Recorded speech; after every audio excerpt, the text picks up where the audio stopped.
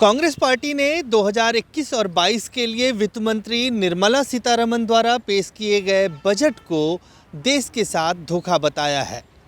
पूर्व वित्त मंत्री पी चिदम्बरम ने सिलसिलेवार तरीके से आज वर्तमान वित्त मंत्री निर्मला सीतारमण द्वारा पेश किए गए बजट को पूरी तरह से खारिज कर दिया। हाल ही में कांग्रेस पार्टी की तरफ से पूर्व वित्त मंत्री पी चिदम्बरम ने सरकार को 10 सुझाव दिए थे।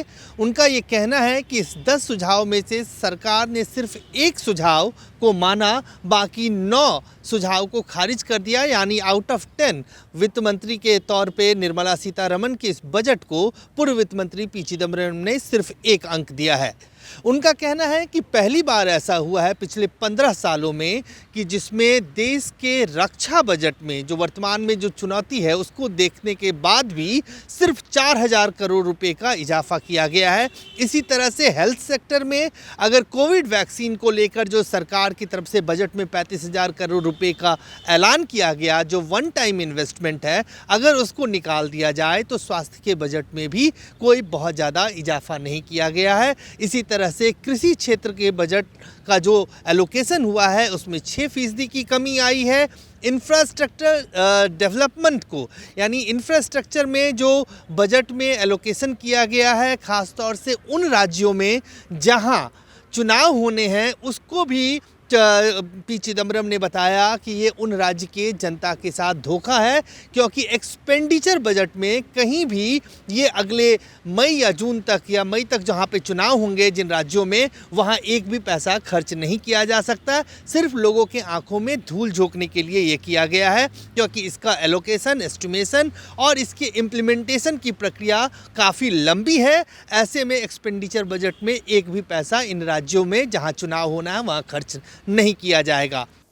The finance minister flattered me by quoting the same couplet from Tirukkural that I had recited in one of my early budget speeches. Maybe she had not been instructed by her staff that this kural has already been used in the budget speeches. She flattered only to deceive. She deceived the people of India, especially the poor, the working class, the migrants, the farmers, the industrial units that had been closed down permanently, and those who had lost their jobs, both regular and informal, and are still looking for jobs. She deceived those who were listening to her speech, especially the members of parliament, who had no clue that she had imposed cesses on a large number of products, including petroleum and diesel. Rupees 2.5 on petrol per litre and rupees 4 on diesel per litre is a cruel blow to the average citizen, including the farmers. It was a vengeful act against the thousands of farmers who took out the longest tractor rally in history. It was also a cruel blow to federalism because the states do not get a share of the revenue from cesses. There are other important matters that the FM did not mention in her speech. For example, she did not mention defense at all, as if the Chinese had vacated occupied Indian territory. She did not mention that defense expenditure in 2021-22 will see no rise. It is flat at rupees 3,47,088 crore, almost the same as the rupees 3,43,822 crore in the current year. The FM gave out a mind-boggling figure of rupees 2,23,846 crore for health, a breathtaking rise from the BE of the current year of rupees 94,452 crore. As I had warned, it was a conjurer's trick. She added the one-time cost of vaccination, rupees 35,000 crore, and, mark this, and the Finance Commission grants amounting to rupees 49,214 crore. She also included the allocations to the Department of Water and Sanitation. Shorn of these add-ons, the allocations for health were rupees 72,934 crore in 2020-21 and rupees 79,602 crore in 21-22. Given inflation, the increase is practically nil. However, on page 10 of the budget at a glance, the two numbers are very different.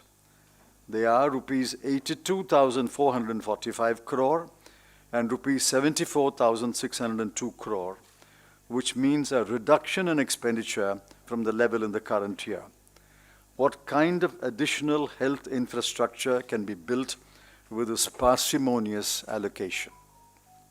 Hence, on the two non-negotiables that the Congress party had listed on 28th January at the press conference, namely defense expenditure and healthcare expenditure, the government has miserably failed the people of this country.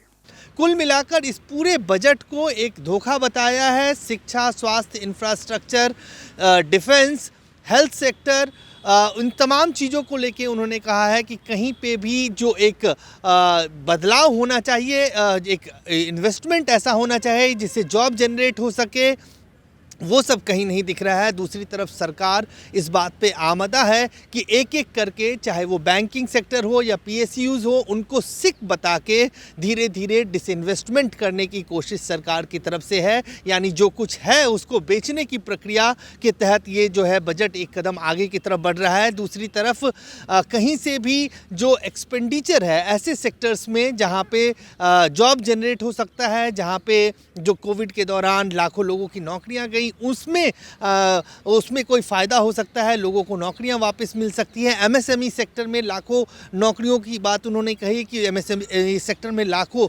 ऐसे units हैं जो बंद हो गए हैं, उनको revive करने के लिए कोई प्लान इस बजट में नहीं है। कुल मिलाकर कांग्रेस पार्टी की तरफ से यही कहना है कि आज का जो बजट है वो सिर्फ डिसीव करने के लिए, धोखा देने के लिए लाया गया है। इसमें ज़मीनी तौर पर कुछ खास नहीं है। कैमरामैन रफ़ीक के साथ अजय झा, गो न्यूज़, दिल्ली।